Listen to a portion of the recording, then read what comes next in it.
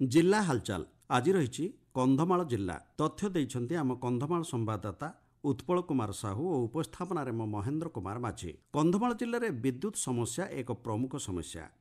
फुलबाणी सहर पटाबाली साईठारे एकमात्र electric substation थिबा बेले भंजनगर कंटेईपल्ली ग्रिड्रु करेन्ट आसी संपूर्ण कंधमाल जिलार 12टी ब्लॉक को विद्युत जोगाण हेउछि, जहाँ पर्याप्त परिमाण में करेन्ट जोगाण होई पारु नथिबारु लो भोल्टेज एवं घन घन बिजुली काट एक प्रमुख समस्या होइछि। सामान्य वर्षा पवन हेले बिजुली घंटा घंटा कटि जाए। 2016 मसीहा फेब्रुआरी मासरे 102 कोटी अधिक टंका व्ययबराद रे क नुआगाँ ब्लॉक सिर्तिगुड़ा पंचायत सुवर्णपुर ठारे एक 220/33 केवी सबस्टेशन निर्माण आरंभ होइतिला। 2018 मसीहा रे एही सबस्टेशन निर्माण सरितिला, किंतु स्टेशन निर्माण हेबार इतिमध्यरे 8 वर्षर अधिक समय बीती जाइतिले मध्य एहा आज पर्यंत कार्यक्षम होई पारला नाही।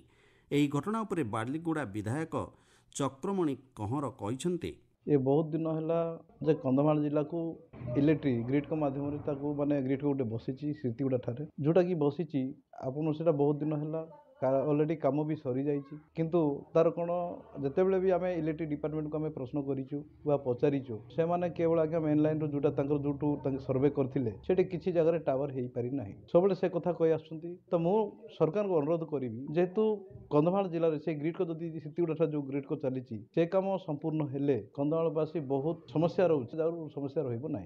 ओडिशार काश्मीर कहुवा दारिंगीबाड़ी रे पर्यटक मानक संख्या धीरे धीरे बढ़िबारे लागिछि। कंधमाल जिला फुलबाणी सहर ठारू 120 किलोमीटर दूर में अवस्थित दारिंगीबाड़ी रे प्राकृतिक झरणा सह यार परिवेश पर्यटक मानक आकृष्ट करिताए। विशेषकर डुलरी पाइन बण पर्यटक मानक बेसी आकृष्ट करिताए। हिल व्यू, कॉफी बगीचा, लभर्स पॉइंट, मिडियो जलप्रपात भली अनेक स्थान अच्छी जेउठी वर्ष सारा लोक माने बुलिबाकू आसीथांते। चलित वर्ष सरकारी सूचना अनुसार 1 लाख अधिक पर्यटक दारिंगीबाड़ी बुलिबाकू आसीथिबा तथ्यरू सूचना मिलिछि। कॉफी बगीचा भितर कॉफी और गोलमरीच चाष देखा मिलता है। एथिसह दारिंगीबाड़ी कॉफीर स्वतंत्र भाव चाहिदा देखा मिलता है। राज्य सरकार तरफ इन्वेस्ट कंधमाल अनुष्ठित हो जाइथिबा बेले पुंजीनिवेशकारी माने पर्यटन शिल्प रे पुंजीनिवेश पर आगामी दिन में दारिंगीबाड़ी सह कंधमाल जिलार चाहिदा आहुरी बढ़िबो बोली दारिंगीबाड़ी बीडीओ प्रीतिरंजन रथ कहिसंते।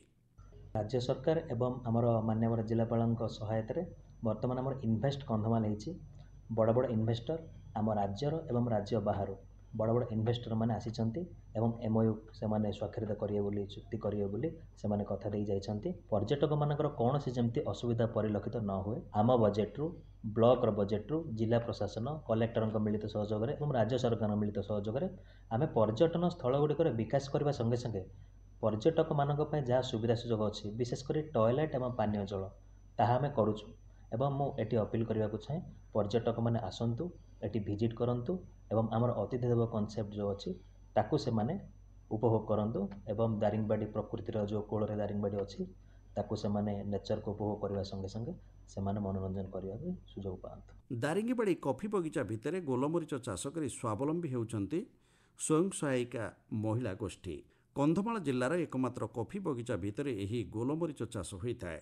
जून मासरे गछरे फल आसिबा परे एप्रिल मासरे एहा तोला जाइथाए, परे खरारे सुखे एहाकु प्रस्तुत करा जाइथाए। चलित वर्ष प्राय 10 क्विंटाल अधिक गोलमरीच उत्पादन होइछि। बालीगुड़ा आदिवासी उन्नयन संस्था द्वारा एहा परिचालित हेउथिबा बेले कोरापुट को बिक्री पई पठा जाए। तेबे उभय कॉफी और गोलमरीच दारिंगीबाड़ी उत्पादन हेउथिले मध्य बिक्री पई कोरापुट पठा जाइथिबारु एहाकु बुद्धिजीवी माने विरोध करिबा सह दारिंगीबाड़ी ब्रांडिंग करी कॉफी और गोलमरीच बिक्री करिबा पई दाबी करिसंते।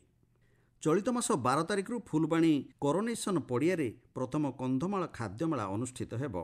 यह आसंता 21 तारिख पर्यंत चलिबो। प्रत्येक दिन संध्यारे सांस्कृतिक कार्यक्रम अनुष्ठित हेबो। ओडिशार विभिन्न जिल्लारू पारंपरिक खाद्य सह 60 रु अधिक स्टॉल पड़िबो बोली सूचना मिलिछि। जिला हालचाल आज पई एतिकी। आसंता काली जिला हालचाल शुणिबे केन्द्रापड़ा जिला संपर्क रे।